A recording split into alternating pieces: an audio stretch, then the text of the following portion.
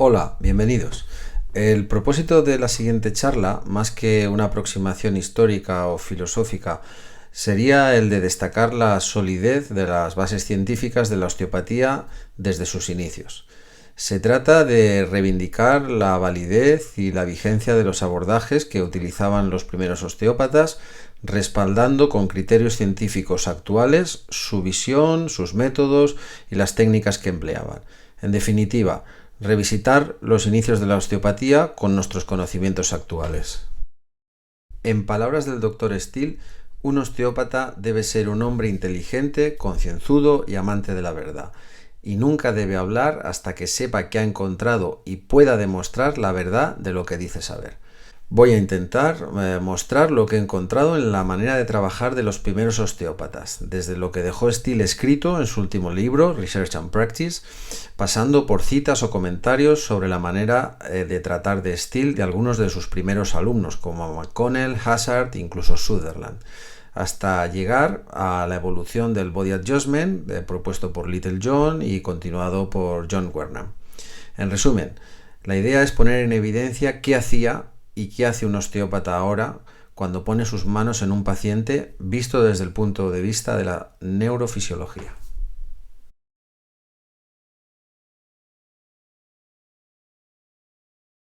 En esta definición de Littlejohn mantiene que la osteopatía se dirige hacia las causas de la disfunción, disease en inglés, en conexión con malposicionamiento de los tejidos, obstrucción de fluidos o interferencia con las fuerzas del organismo. Estos desajustes se corregirán mediante maniobras manuales precisas, con el objetivo de impedir que barreras mecánicas dificulten la correcta función del organismo, o también para mejorar las condiciones de producción de sustancias antitóxicas o antisépticas. Es decir, no está haciendo otra cosa que definir la mecanotransducción, la conversión de un estímulo mecánico en una respuesta a nivel celular. La idea es influir en la bioquímica del organismo no a través de productos químicos o farmacológicos, sino a través de mecanotransducción. ¿Y todo esto cómo va a funcionar? ¿Cuáles son las bases neurofisiológicas? Como podemos deducir de la definición anterior, la osteopatía va a intentar generar unas condiciones óptimas para que el sistema nervioso autónomo integre las informaciones interoceptivas que van a provenir de la mecanotransducción y mejorar la homeostasis.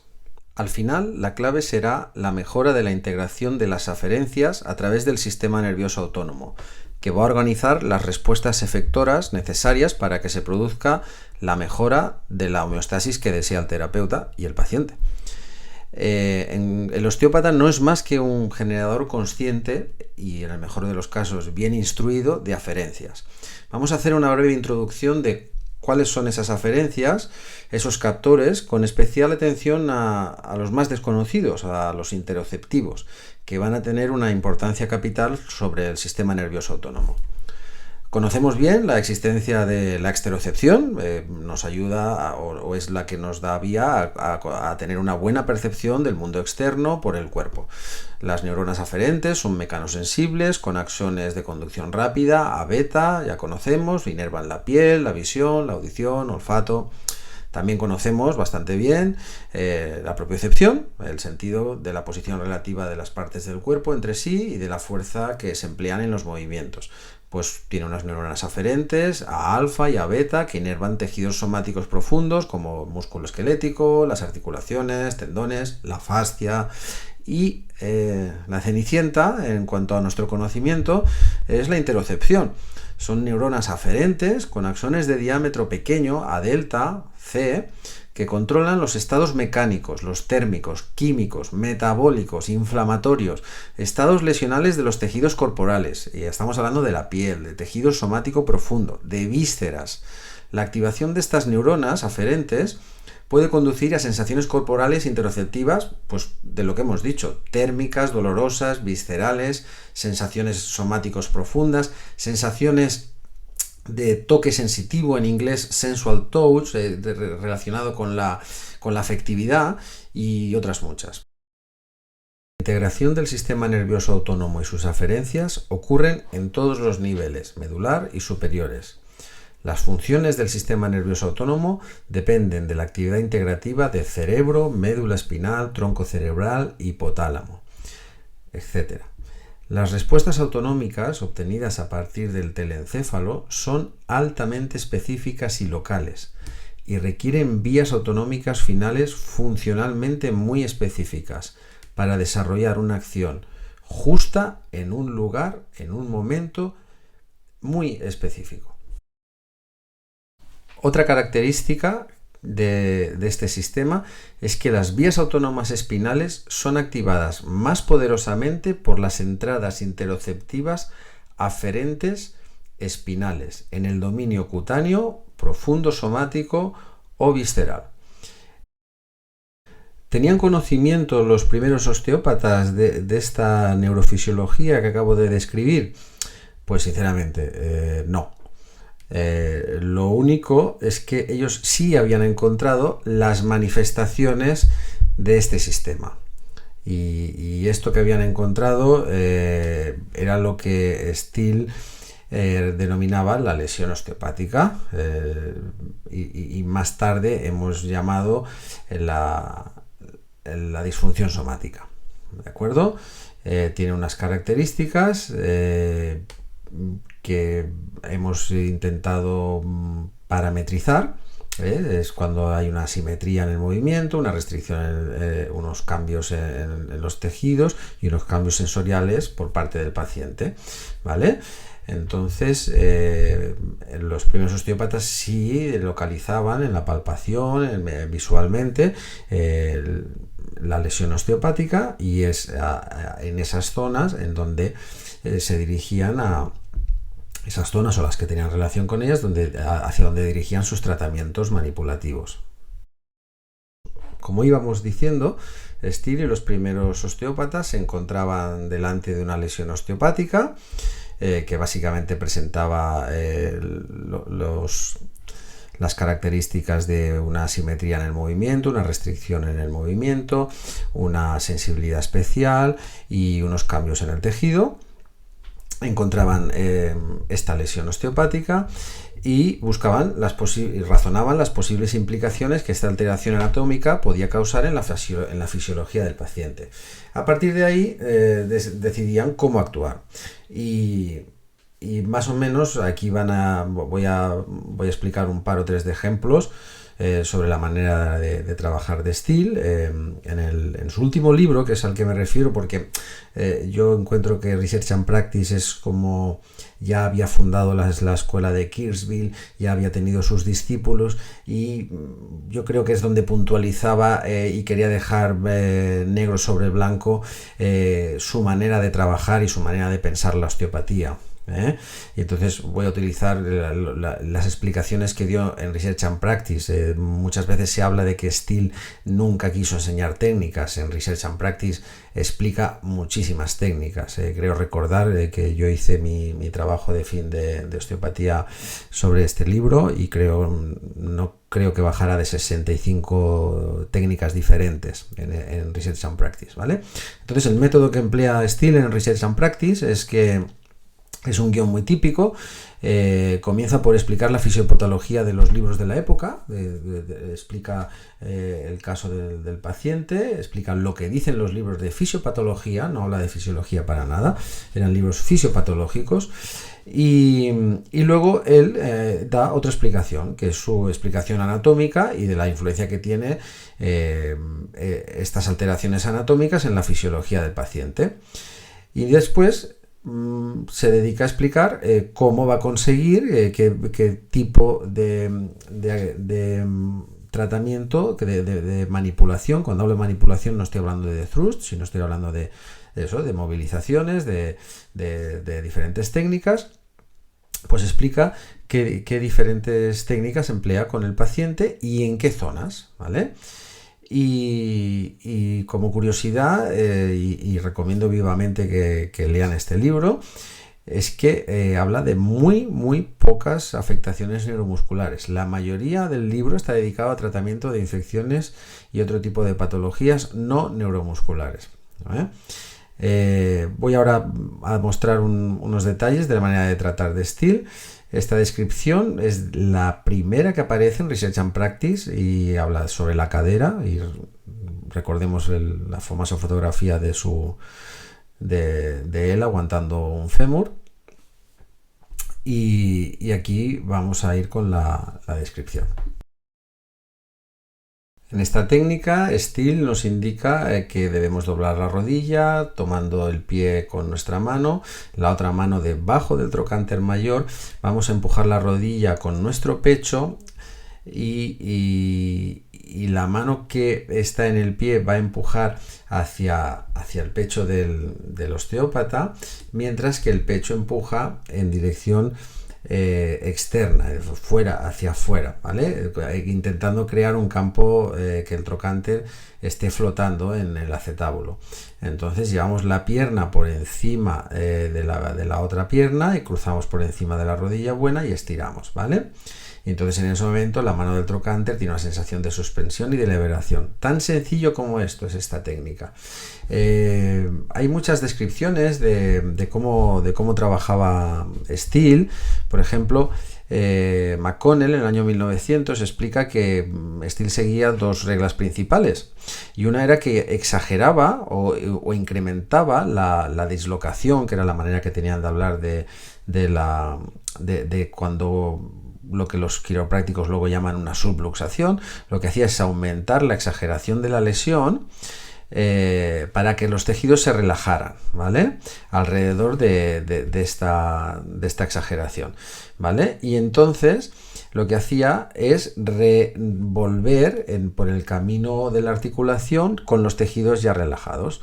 Esta explicación la daba McConnell en 1900.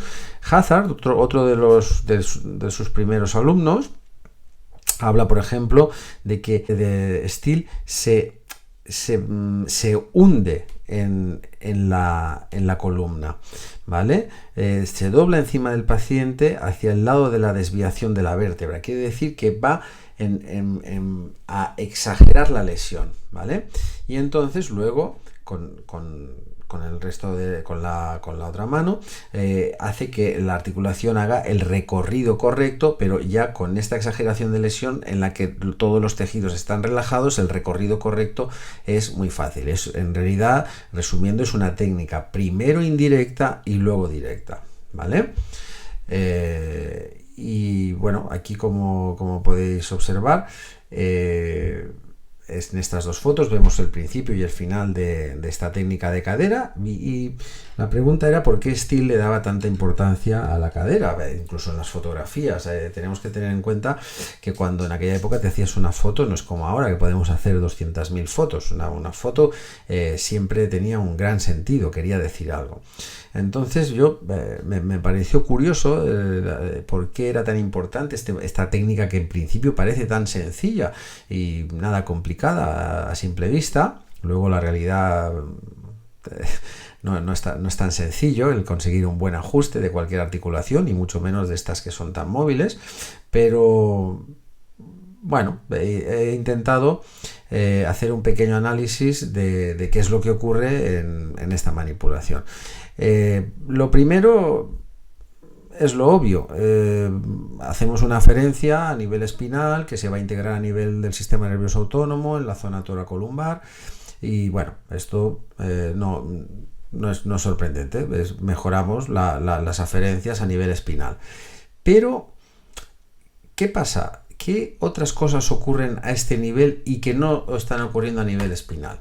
Pues bueno, si analizamos un poquito de por qué Steele le daba tanta importancia, vamos a ver que desde el punto de vista del sistema nervioso autónomo, este tratamiento tan sencillo se integra de varias maneras, no solamente a nivel espinal, porque vamos a tener incidencia sobre mecanorreceptores vagales de los órganos pélvicos. Todas estas fuerzas que estamos aplicando con un brazo de palanca largo sobre el fémur y sobre la pelvis, van a provocar que se activen unos mecanorreceptores de los órganos pélvicos, mecanorreceptores vagales.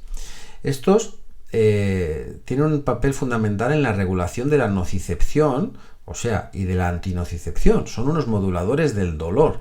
El vago tiene muy pocas aferencias nociceptivas, pero sí que funciona como un regulador de las respuestas protectoras inflamatorias de los tejidos. O sea, se está encaminando a que regule la respuesta inflamatoria de esa zona, ¿vale?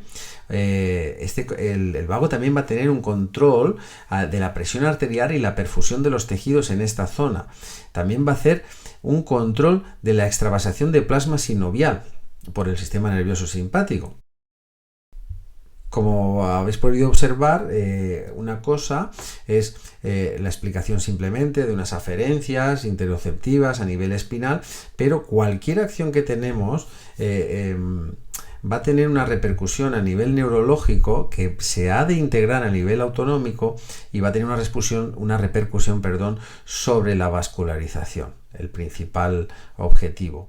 Entonces conseguimos una función adecuada de las estructuras sobre las que va a pivotar todo el resto del sistema nervioso.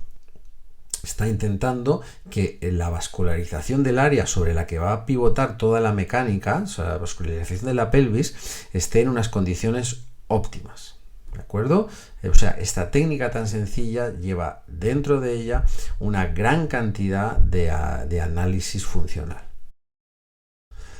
En esta técnica de ajuste lumbar y visceral, el paciente está de rodillas, el pecho está sostenido sobre un taburete de 14 pulgadas, tal como describe Steele. Tomamos sus muslos entre nuestras rodillas, estoy empleando lenguaje de traducción más o menos literal de Research and Practice, es el lenguaje que empleaba Steele, no hablaba muy técnicamente. Rotamos al paciente con un movimiento torsional de las rodillas, un poco a derecha, un poco a izquierda, manteniendo los pulgares en cada vértebra, del sacro hasta la 12 torácica.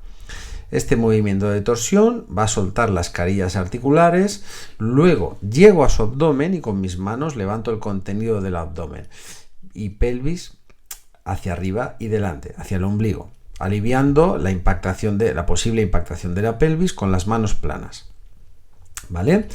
¿Qué explicación podemos dar a esta técnica desde el punto de vista neurofisiológico? Pues aquí lo que está haciendo Steele no es otra cosa que trabajar sobre las neuronas aferentes viscerales nociceptivas que son excitadas por estímulos mecánicos, cuando hay distensión, cuando hay contracción de órganos viscerales, tensiones mesentéricas y también por estímulos químicos. Las fibras aferentes del vago no tienen nada que ver con el dolor visceral, pero deberían estar implicadas en el control inhibitorio de las aferencias, que sí que pueden dar dolor visceral. El vago funciona como inhibidor de las aferencias espinales que sí que van a dar dolor visceral. En la segunda parte de la técnica, el sistema medular inhibitorio, que está conectado a los tejidos somáticos profundos, se va a activar por las intervenciones manuales que estamos teniendo en el tejido paraespinal, en pacientes que tienen alteración funcional de vísceras o tejido somático profundo. Esto es así.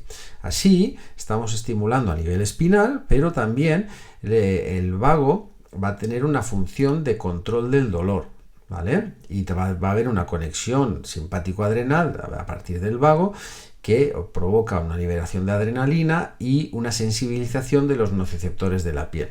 Es una manera de, a través de la vía espinal y a través de la mecánica que sí que va a recibir va a interpretar el vago, estamos trabajando de una manera conjunta con todo el sistema nervioso autónomo, no solo con un tipo de aferencias, sino con aferencias espinales y aferencias vagales.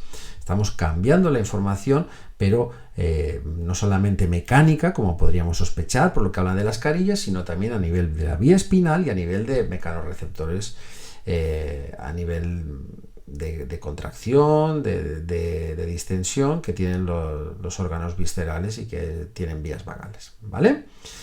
Pues estas son dos ejemplos de dos técnicas empleadas por Steele, descritas muy sencillamente por Steele, pero que si ampliamos nuestra visión y tomamos nuestro conocimiento de la neurofisiología actual, podemos ver que es mucho más profundo el conocimiento que nos da estas técnicas.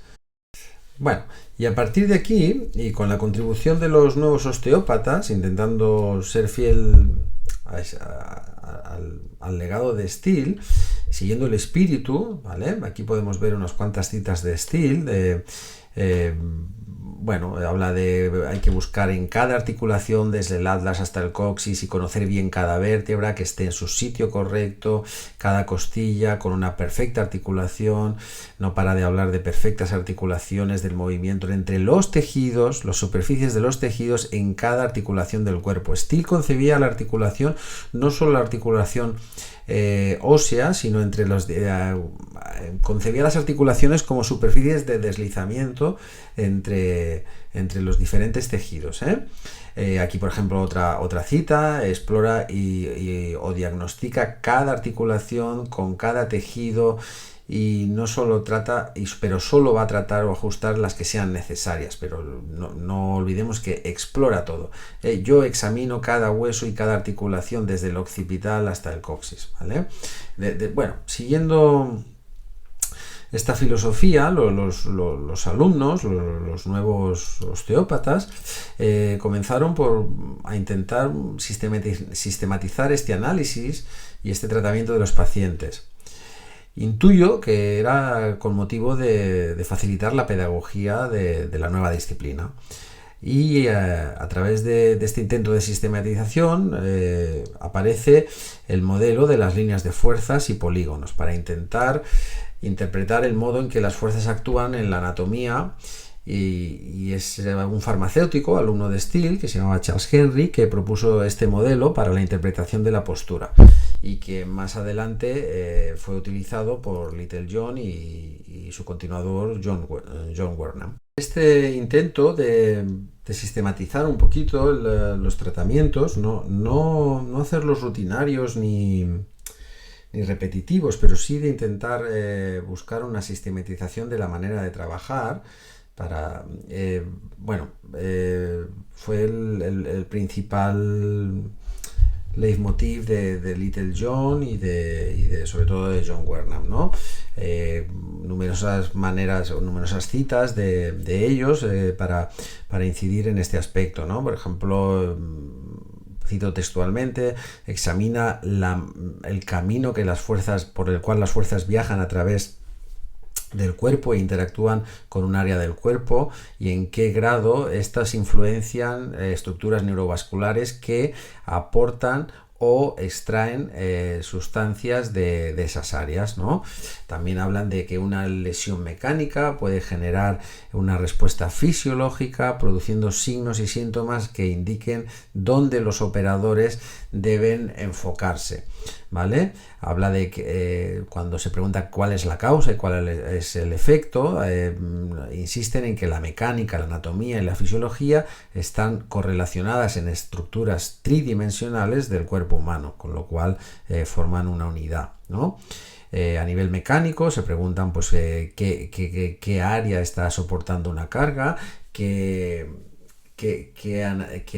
desconfort anatómico resulta de esta carga que está soportando, y cuál es la influencia mecánica y qué efectos va a tener este desajuste anatómico a nivel neural o a nivel vascular, ¿vale? Todo esto es más o menos la manera que tenían de observar. Querían observar, ligar muy bien con la mecánica, con la manera en que funcionaban las fuerzas en el cuerpo, y es así como fueron sistematizando lo que luego fue conocido como el body adjustment, el ajuste del cuerpo, ¿vale?